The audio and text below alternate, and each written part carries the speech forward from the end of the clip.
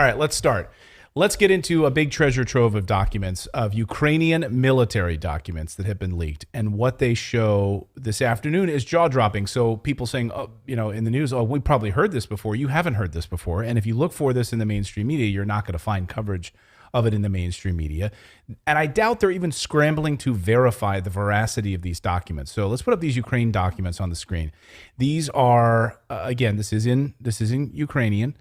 So you can go through the translations. You can pull up the translations on many different sources if you'd like. You can verify them for yourself. You can there's many different verifications of these documents that are already out there. You can find them easily on Telegram. We're not going to regurgitate them here, but I'm going to pull up a few kind of main points on this. And Gonzalo Lira tweeted this a short time ago, and he said, these documents have been leaked deliberately, maybe question mark, by the Ukraine armed forces and seem to be genuine. A huge number of Ukraine eyeballs have been on them via Telegram channels, but no one has seriously disputed their authenticity, and what they reveal is horrifying. Do you want to go through some of these points here? Now, according to these documents, the Ukraine armed forces have lost 191,000 men between killed in action and wounded in action. Now, if you assume a 3-to-1 ratio, that would mean 50,000 men have died and 140,000 are wounded seriously enough to be incapacitated either to fight or to work. So if you think about that number, that is astonishing. Does it say how many they started with? Do we have any idea? Well, yeah, we go like a little bit deeper down, and Gonzalo Lira tweeted this as well. He said, recall that at the start of the war, the Ukraine armed forces had 260,000 men and an additional 340,000 under arms, border patrol, police, territorial defense, local militias. Now, if this leak is accurate, then roughly half of those men, 300,000, are out of action. Remember, casualties in war, not necessarily death, right? It could be literally totally incapacitated, not ability to fight. If you're a casualty of war, it doesn't necessarily mean you're killed. I always struggled with this as a kid because I would read casualty reports, and I always thought like casualties meant deaths as a kid, right? And no, you have to unpack it's that. It's just any loss, a loss of capacity, right? To fight, a loss of a line. resource, Exactly. Or a loss of a person. It can be loss. Like if you've got 100 soldiers, well, and if a number of them, or 50 of them are casualties, some of them are dead, but some of them are not, and they're not able to fight in the battle. So now you have 50 left. Right. So, and you have to remember that they drafted and did not allow for men of a certain fighting age to leave when most of their population was fleeing at the beginning of this war. And so we have no way of knowing how many of this, what percentage of this force was trained, skilled, right? How many people were just untrained? Their vocation was something completely unrelated, and they were just, I want to use a sensitive term, like it was easy for them to fall because they had no training, right? Yeah, that's a good way to put it. I mean, they were unskilled, right? I mean, right. Like some of if these you soldiers sent me have been into trained for battle, years. right? If the fight was about extreme bitchiness, I would win.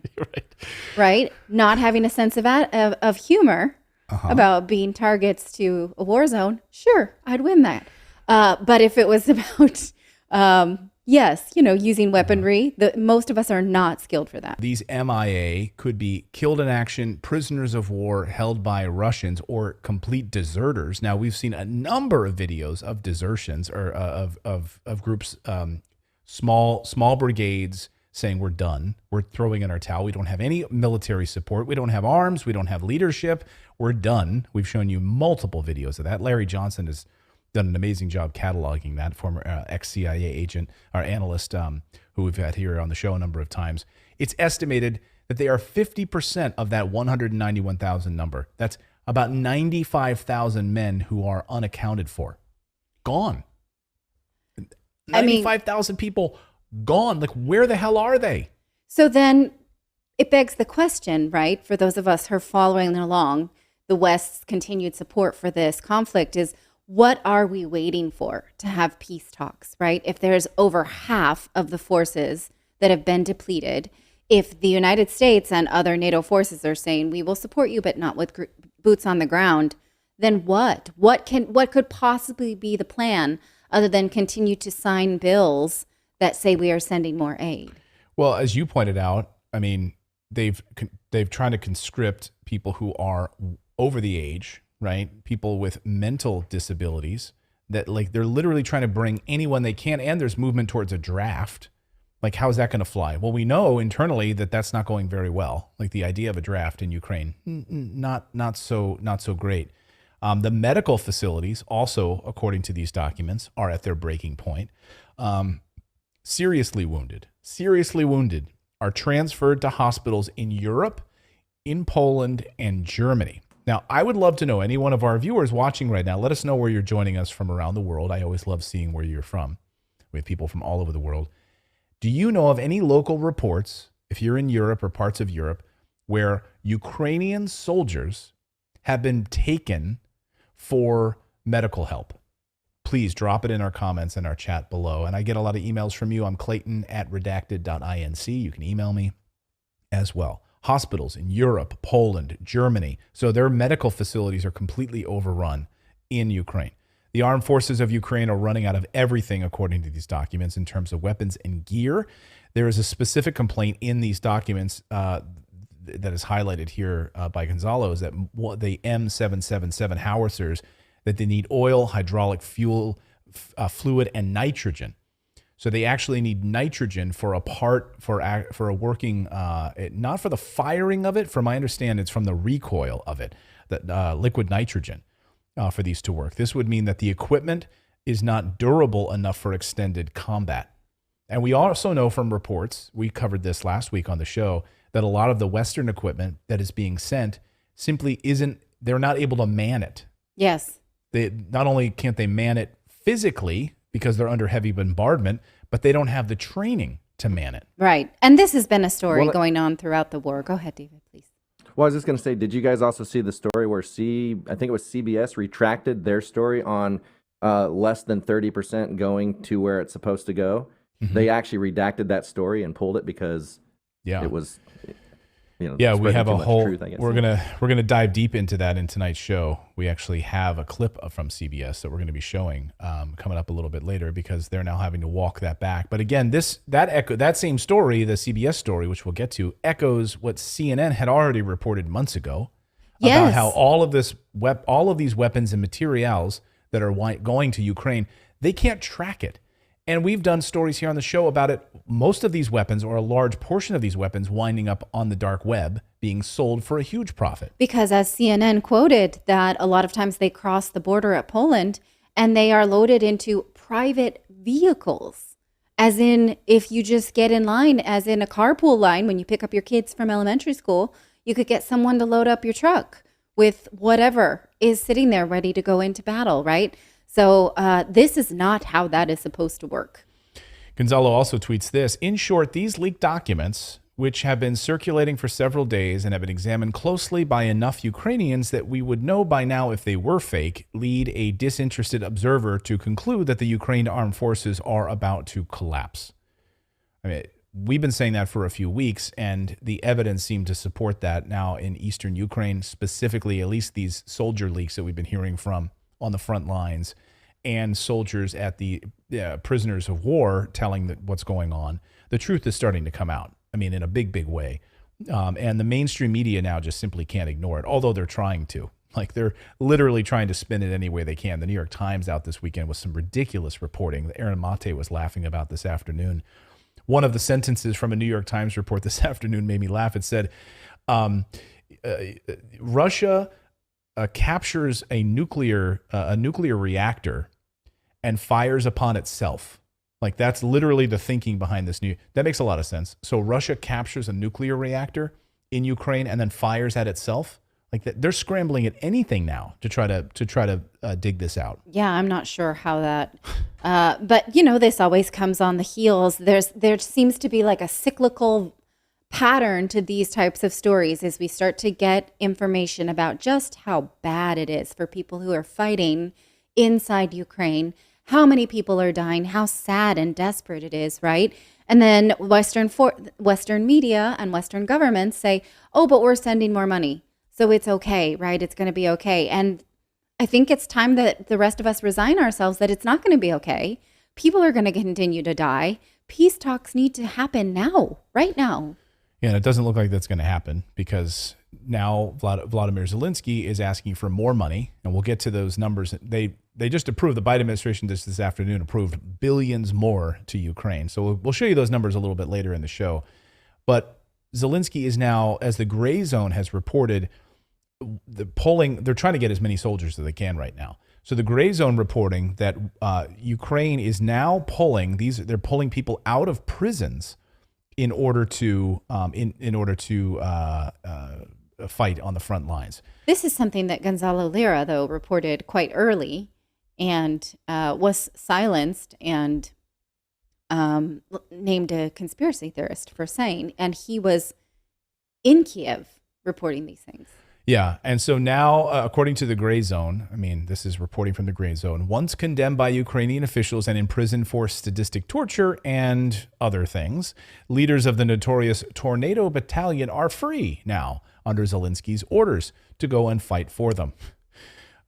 It's unbelievable to think that, again, and according to, in July, Ruslan Olashenko, commander of the now disbanded Tornado Battalion, was freed as part of Zelensky's scheme to release prisoners with combat experience, with an unwavering commitment to fascism. Olashenko is known as a psychopath sadist who has done all sorts of horrible things. If you're reading along here, I don't want to say it out loud because we'll get in trouble with these platforms. But he's done all manner of things. I'll just highlight these things here.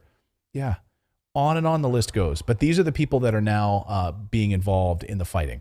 And Zelensky is bringing in because these numbers are really remarkable. I'm curious to this combat experience. Like, does prison count? You get that experience in prison? Or if you're otherwise a sadist, do you also train? Like, do they vet them?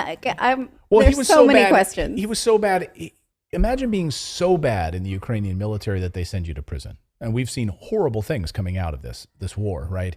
So you're so bad that you were locked up before, right, as leader of the Tornado Battalion. But now we're letting you out because we need you right now. Well, because not too long ago, in fact, just one calendar year ago, it was acceptable to talk about how the Western world had concerns about extremists inside the Ukrainian army. We knew this. We were allowed to say it. As recently as one calendar year ago. We're not supposed to now, but this was an existing concern for the United States State Department and other Western governments, particularly Israel.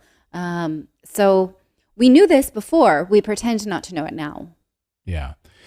Well, and I just really quick, if we look at all the money we're sending, I know we're up over. I mean, we got to be close to 100 billion, right, over there, and also. Yeah. Have we ever confirmed that the $5 billion or the $9 billion per month is still going over there? Because the one question I have is that's more than Russia's entire military budget, right? That we've sent them basically. Mm-hmm. So how in the where is this going? Like, is this money just enriching people? Like, we've got no accounting of this money whatsoever, and we're just like everybody's on board with just sending them whatever they need. But there's no accounting. So, I don't understand, because the weapons I would assume, are not in that money we're sending. That's a completely different thing, I would assume. So where is all this money going? No. Accounting is just for you.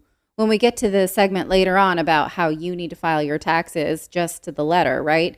It's for us to get right. But when it comes to sending aid to no, the government doesn't have to do that. Only us. Wasn't it the Panama Papers that revealed? I mean, I think it was the Panama Papers that revealed all of the money that these guys had, and Zelensky specifically, that had in offshore accounts. So we know before the war, years before the war, and the United States sending billions into Ukraine, that these guys, they were enriching themselves. How do you? Well, I guess how do you become a billionaire politician?